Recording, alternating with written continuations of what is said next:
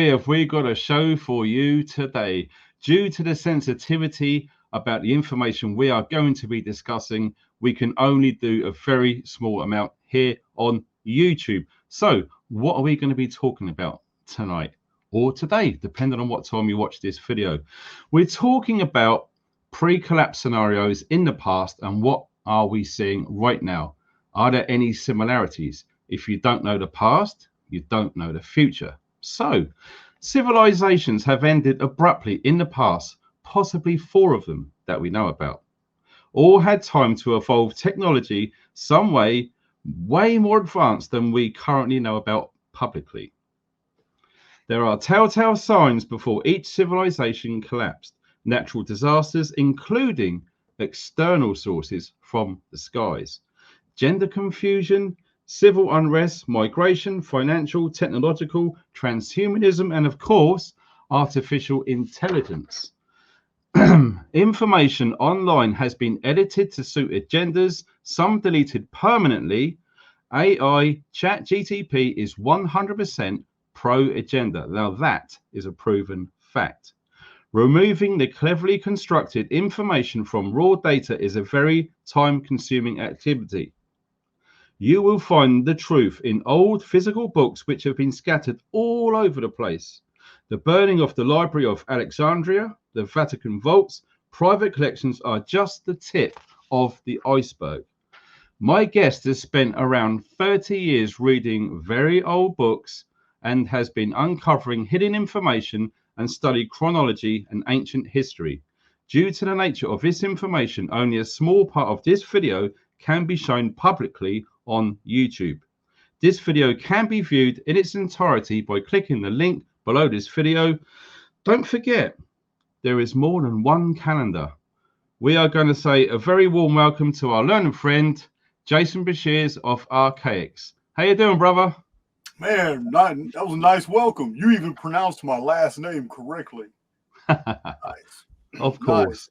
How you been then? Everything all good in the hood over there in Texas? Man, I'm good. Listen, it's a shit show. It's a circus. And every day I get clips of the news. I get emails from people all around the world giving me updates in their area of the world, things that aren't reported in the news. It's amazing. It is amazing, this wool that is being pulled over our eyes and all this stuff that's going on worldwide, and how the collective is absolutely blind to these details, all taking sides, picking political sides, picking religious sides, and this shit show just gets deeper and deeper. And the more I observe it, it's almost like a comedy. It's crazy. I know what you mean.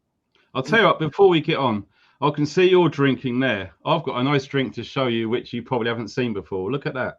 What, a Phoenix IPA? Yeah, bro, of course. So we're talking some deep stuff right here. We're going to crack open the beer and we're going to have some Phoenix IPA, 100%. Hey, my last hats off video. I don't know if you've seen it yet, because I know you're on Archaix TV, but my last hats off video a few days ago, I was drinking Modelo through the whole video. But, why not, bro? Why not? Mexican cerveza.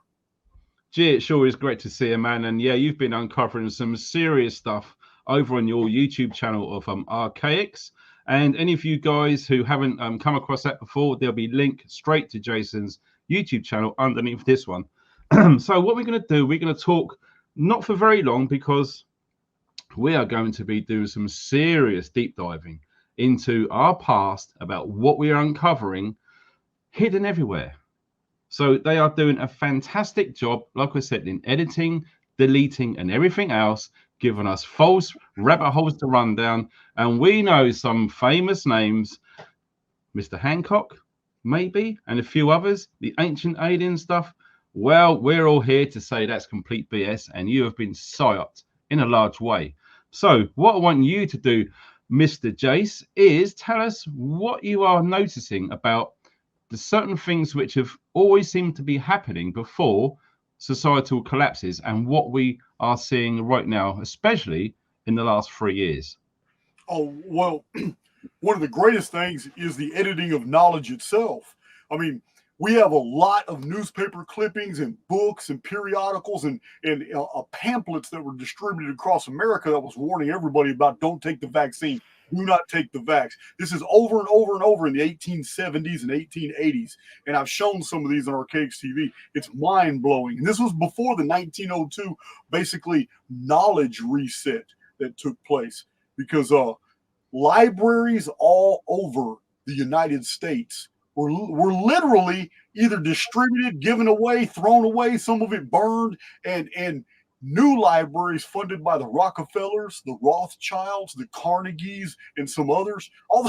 Excuse me. All of a sudden, all these new libraries start popping up all through 1900, 1901, 1902, all the way to 1913, and it's like, here's a whole new version of history packed with source materials. Here's all these books, and it's amazing. It is the exact same thing that we're going through right now. And what I mean is the .ai network is taking over the internet now. There are many people that have done really good analysis on YouTube showing how Google search results don't produce anything like they used to. They used to give you all kinds of options so you could go in different directions. Now they give you only the official narrative after they give their sponsors, their paid Fortune 500 company sponsorships first. So this is a knowledge filtration. They have literally created a filter where it's almost impossible to find all the really innovative, very unique websites that we could easily find when we search things like Reset or Mud Flood or OOPArt, out of place artifacts, or fossilized humans. When you looked at those things in 2010, 2011, and 2012, individual research websites would pop up everywhere. You can go look at everything that they have found, and man, it's getting real hard. If you don't have the actual link to like stolenhistory.com, if you don't have beforeus.com, it's really hard to find some of these obscure websites that are packed with really good material. So it's by design. Not only that, but Microsoft Bing, their AI system is literally taking over your own software, whatever software operating systems you use. I've been fighting over and over against Bing. Hell, I tried to pay for something with a credit card the other day, and Microsoft's Bing would not even allow me to process the order until Microsoft was allowed to record my credit card information. It's ridiculous. It blocked me in every single way I tried to pay it, with pop-ups that would lock the screen out. There's no way to get around Bing. Bing is supposed to be Microsoft's version of AI, and it literally fights me on all kinds of things I'm trying to do. And it even fights me when I try to deactivate Bing and only use Google as a browser from a search. Yeah. Even when I do that, it still redirects to a Bing browser, but it takes me to Google websites. It's really getting ridiculous how aggressive these AI software programs are becoming, and they're just blocking you from finding all this good information. That's why I'm so glad I got this library. I cannot possess. I have about 15,000 books on drives. I keep them everywhere. I'll show you one of my little secrets right now. See this? This is a 2 terabyte drive. It has 100% of all the Archaix data, research, everything I've done, all my unpublished stuff. It has about 15,000 PDF books. It's got hundreds of thousands of images, charts, files, all kinds of stuff. It's 2 terabytes.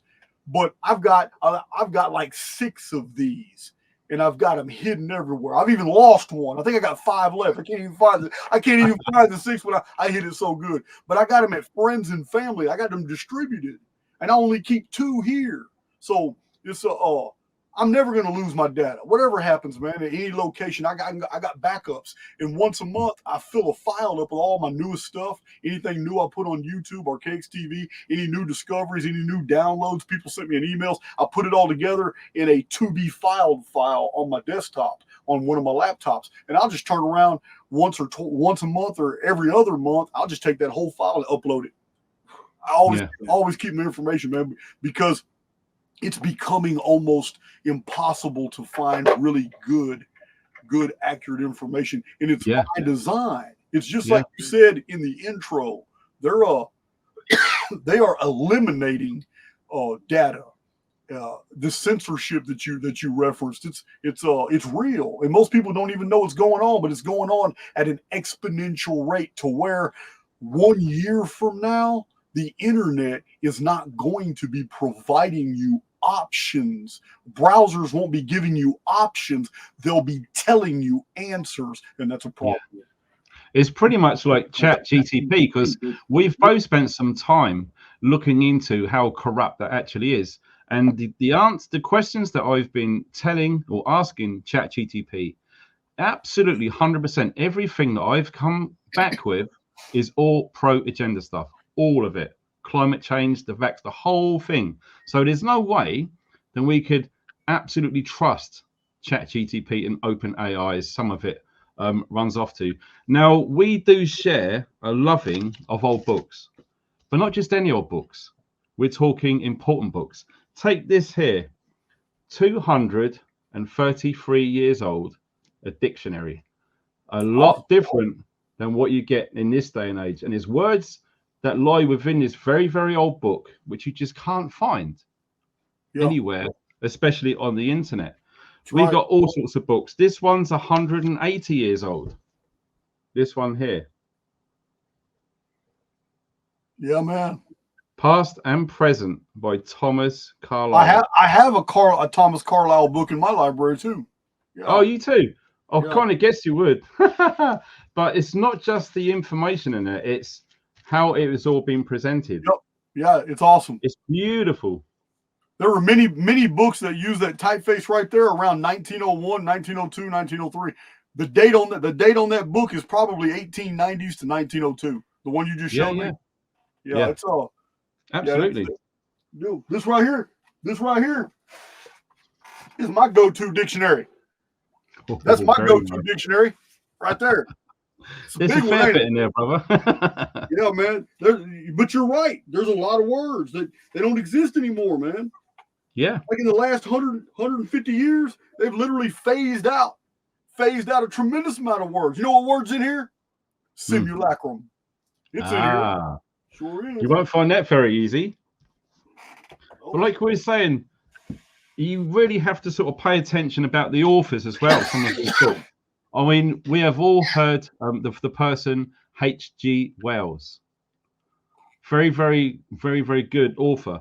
But when you consider that he worked alongside MI5, the Committee of 300, he was a Freemason, and he was in the Fabian Society. All of the old books, there's hidden gems in there. You just have to learn how to decipher them to give us a better understanding of what we're all going through, because there's been so many occasions in the past. I mean, like I said right at the end of that intro, one of the most important things to remember, which you know only too well about, there is more than one calendar. Once you research that and understood dates and times, when you seriously deep dive into chronology, I mean, how did you find research after you realized, hell, there's more than Allo Domini here? How did that trigger you into different rabbit holes? Man, first, I'll go in reverse. My newest fascination is the resurrection of an old fascination. And what I mean is I have been operating under the assumption for many years that the Greek Olympiad calendar was just a historical calendar for the Greek civilization based off a 4-year period when this massive Olympic truce was had through all of Achaia, Boeotia, from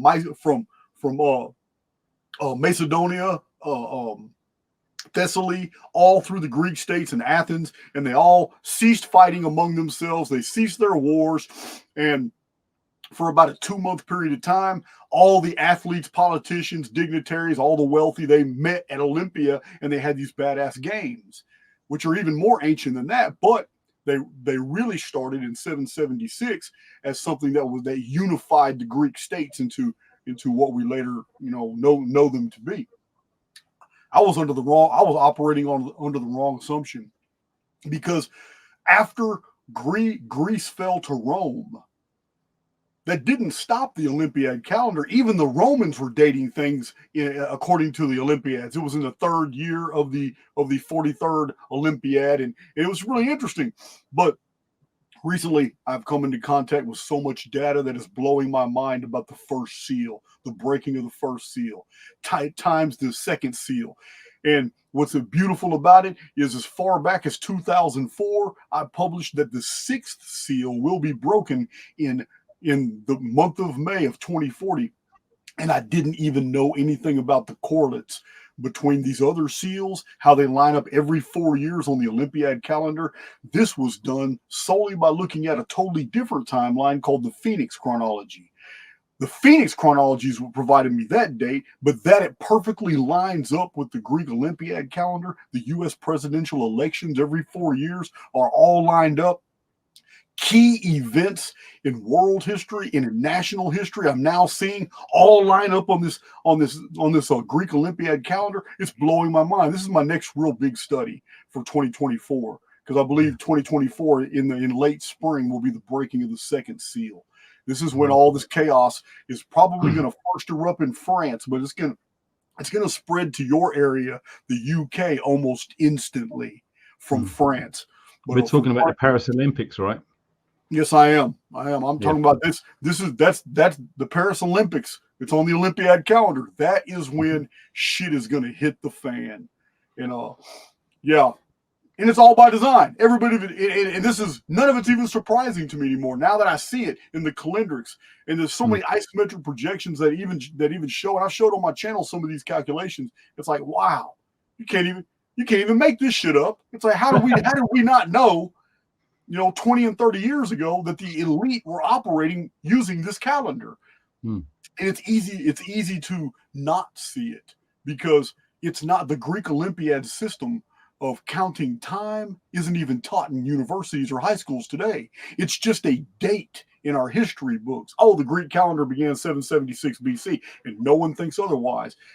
In an ancient historical book text, we read all these events happened in a certain Olympiad, the first, second, third, or fourth year of a certain Olympiad.